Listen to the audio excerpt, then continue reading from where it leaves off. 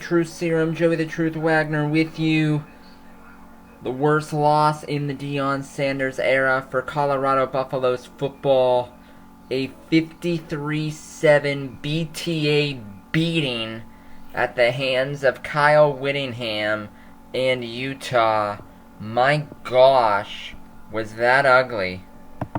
Coaches were getting yelled at on the sideline by Prime. Just a bad night for everybody. Coaches getting yelled at, players getting yelled at, guys probably going to get benched, or at least they should get benched.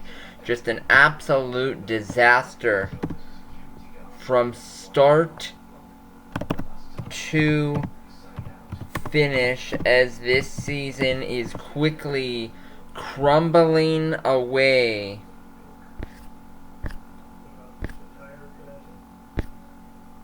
For the Buffaloes, they allowed over 400 yards rushing. That was bad. Really bad for the Buffaloes, and I don't think there's coming back from this, at least this year.